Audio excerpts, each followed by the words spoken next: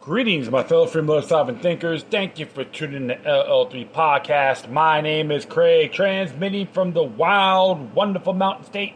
And today's date is Saturday, July 31st, 2021. Yeah, so looks like the CDC or the FDA say that the PCR testings are a great fallacy, totally flawed. Looks like China is getting ready to do an amphibious attack on Taiwan, according to some sources I've been reading from Censored.news. And of course, Governor Ron DeSantis from Florida signed an executive order on banning all mask mandates in public schools. Try to get a special session for that, because I think one of them, Broward County Schools, says it supports mandatory mask for the students and so forth. And can we say cruel and unusual punishment under Article 1, Section 17 of the Florida Constitution, plus contradicts the resolution the county did on May 6, 2003, entitled Affirming Civil Rights to All Residents of Broward County. Yeah, you can look that up. Just type in Broward Resolution May 6, 2003. I know I've addressed this multiple times, but it's always good to review it now and then, especially people in Broward County.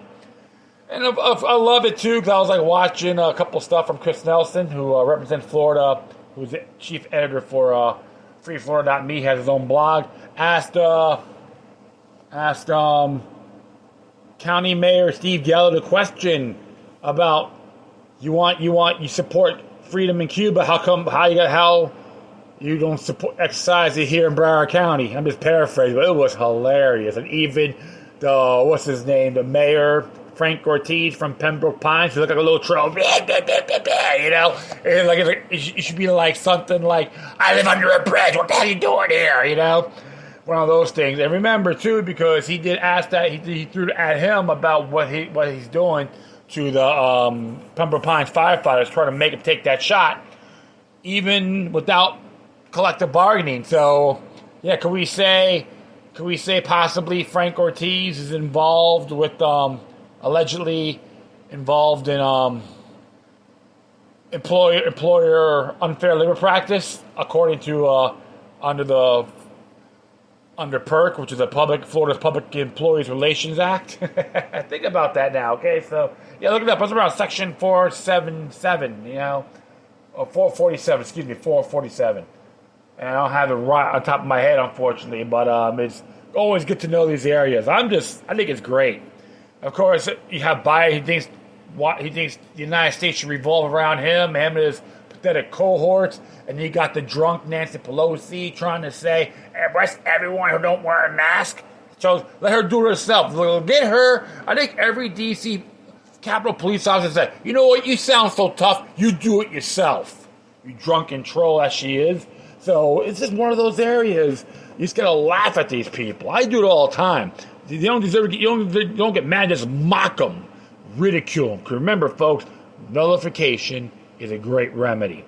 Well, speaking of tyranny and global butt lugs, we're going to talk about here from Club of Rome's favorite sons, Justin Trudeau, who will spread his butt cheeks in the New World Order. This is from LifeSiteNews.com. Says here, Trudeau says no more excuses not to get a COVID shot. Blames new cases on unvaccinated. So it makes him more masculine when he has a witch hunting fetish, right? Good grief. Okay, let's read what it has to say here, shall we? And this is by Anthony Murdoch.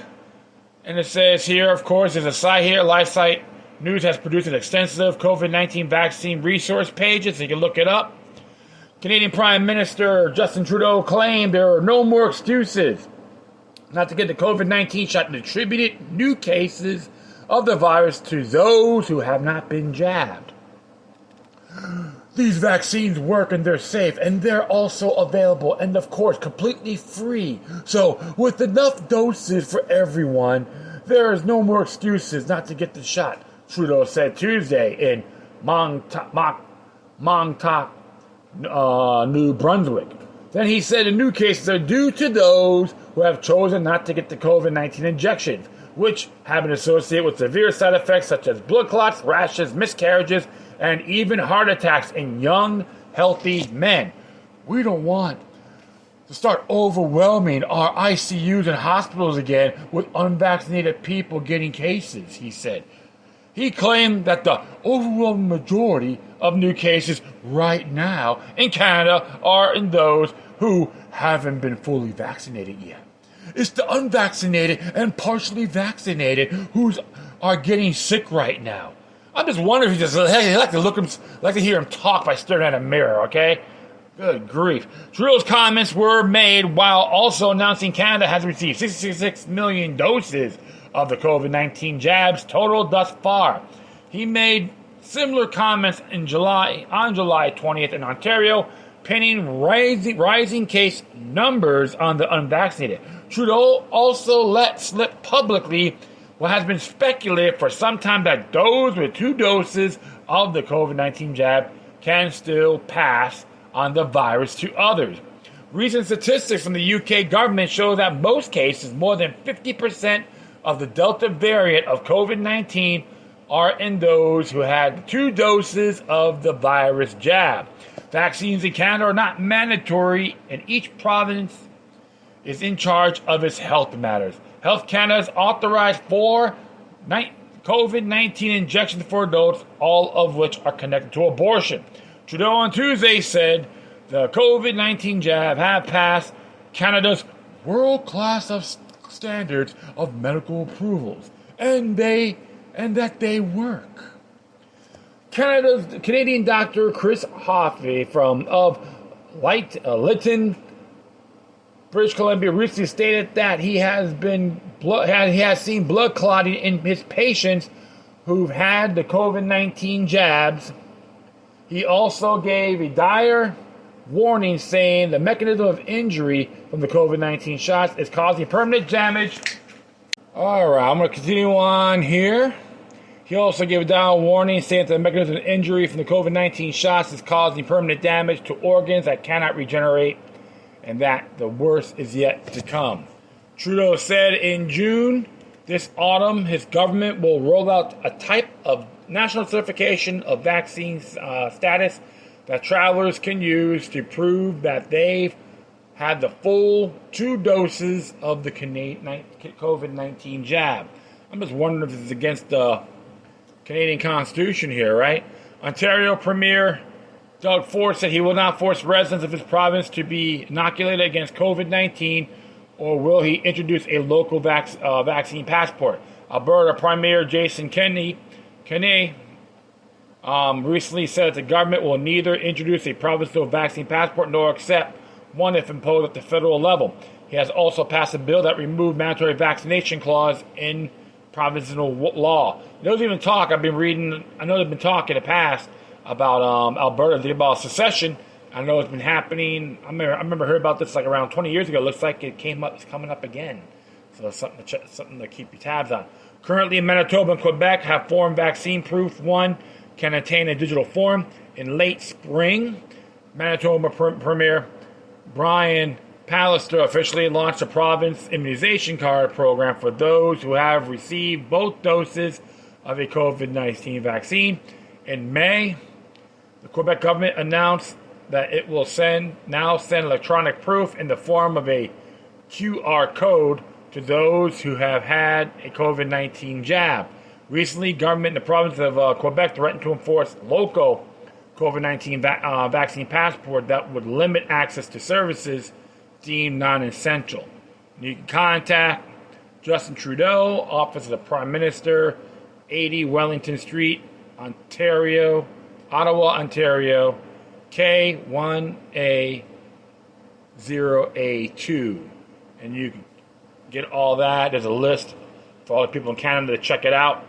Yeah, I see things very touchy here. I do look like, if I'm correct, it does conflict with the Canadian Constitution on freedom of expression and all that. So, but the only thing I know, if I remember, I could be correct, I could be mistaken. like the Canadian government can technically consider privileges, and I don't buy privileges. I believe in natural rights to everyone, even the people.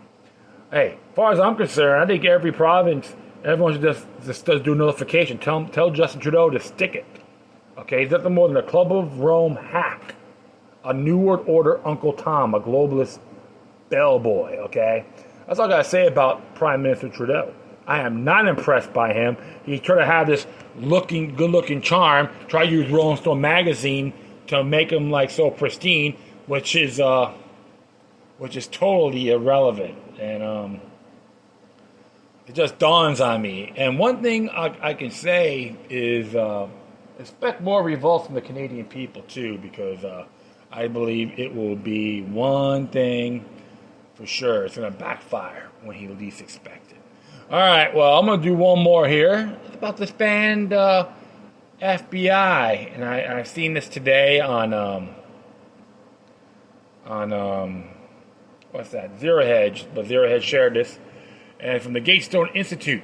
It's by Chris Fellow. Here's what we have to say here. In the past few days alone, we have learned that October 2020 Michigan governor kidnap plot was largely a creation of the FBI.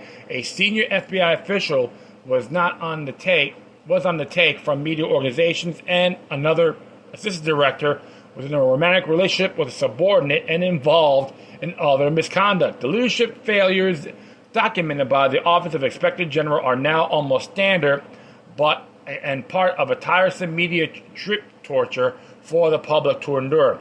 The FBI ran a coup against President Trump. It failed. The following got away: Comey, McCabe, Strzok, Page, Kleinsmith, Pintka, Brower, Baker, et al. Any real consequence for attempting to overthrow the U.S. government of the United States? No. Questions are being raised as to whether the FBI had a role in the Capitol protests of January 6, 2021. When one examines the FBI's involvement with the Trump-Russia collusion hoax, Foreign Intelligence Surveillance Act abuses, standing by idly while in possession of Hunter Biden's Ukraine and Burisma-laden laptops, while President Trump endured a second phony impeachment, and the frame up of Trump's national security advisor, Lieutenant General Michael Flynn. It is not too difficult to imagine.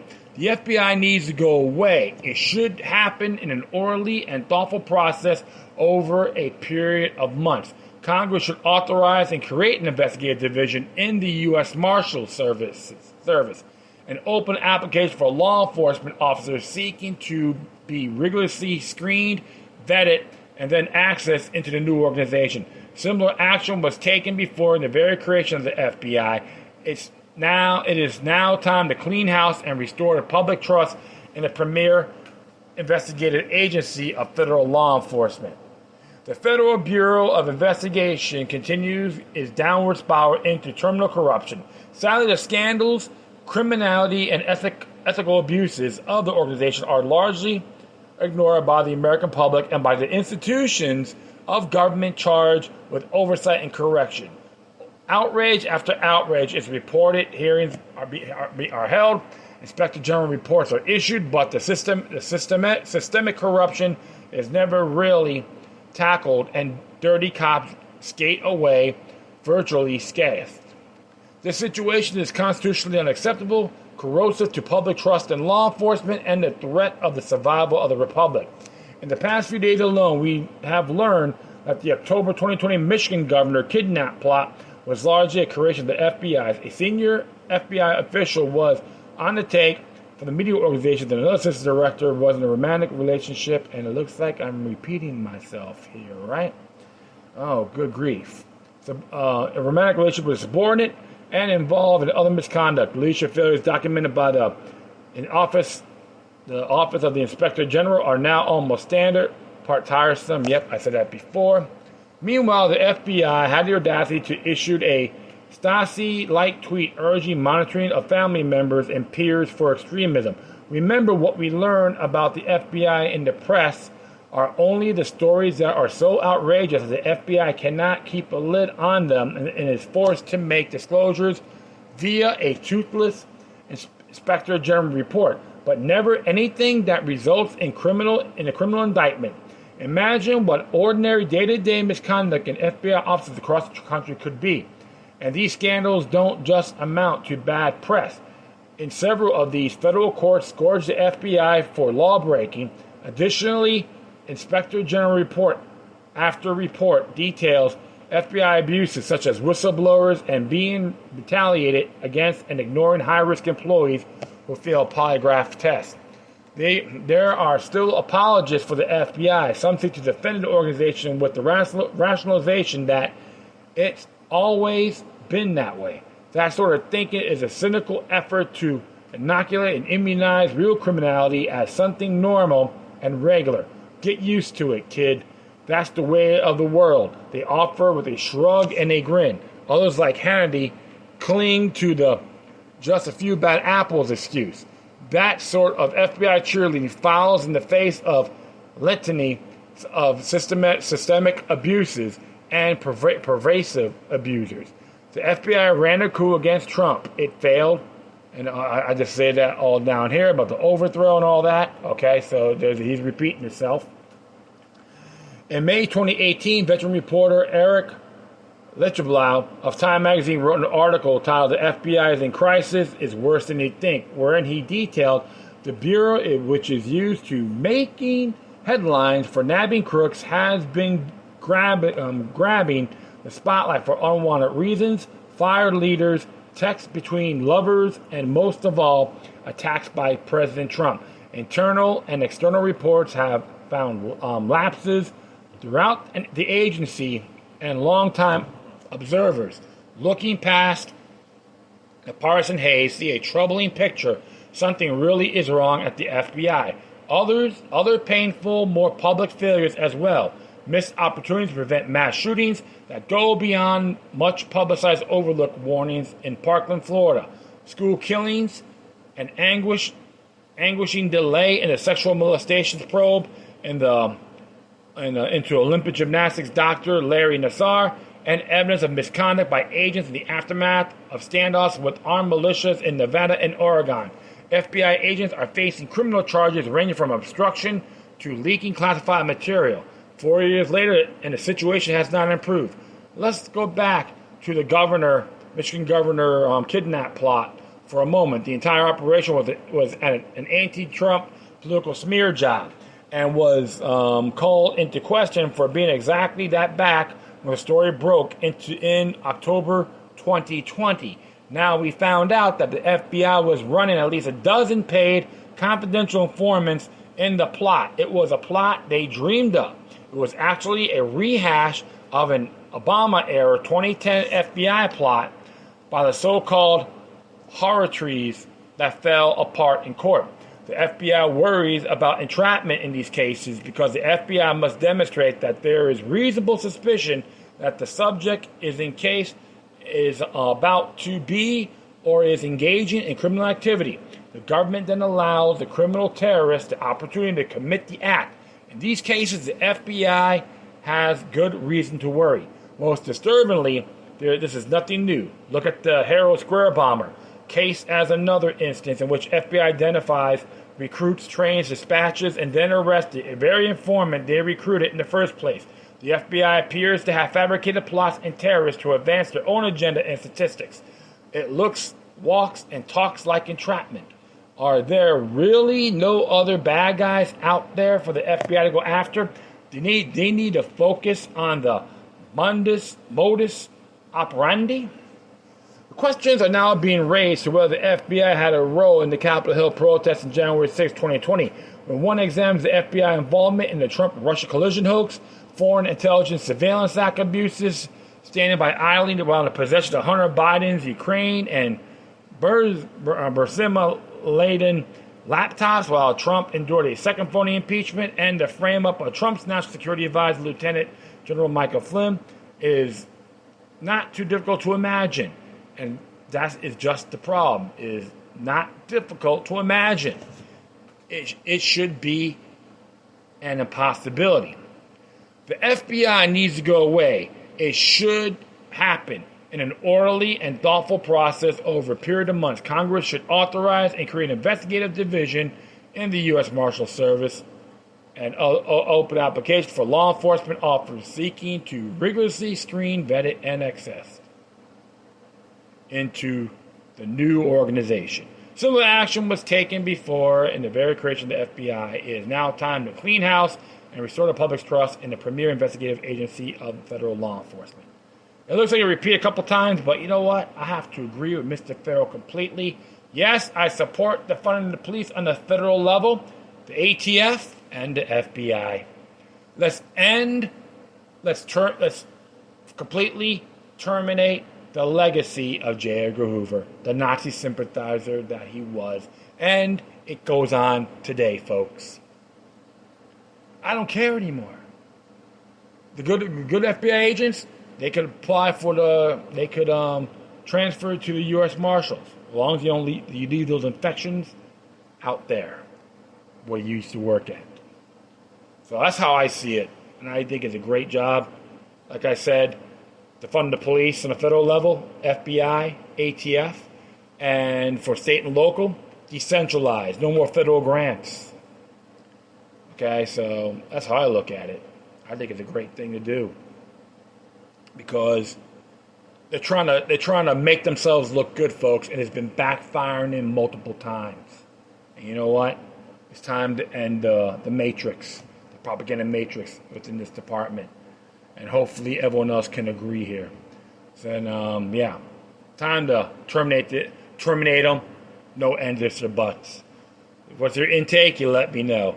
All right, folks, that will be it. I thank everyone for listening. Plus, feel free to download and share us throughout your social media network. If you have any questions, comments, or something interesting you want to check out, whatever you do, please send your correspondence to Quorum. Furthermore, I'll leave the footnotes of these articles on my speaker page.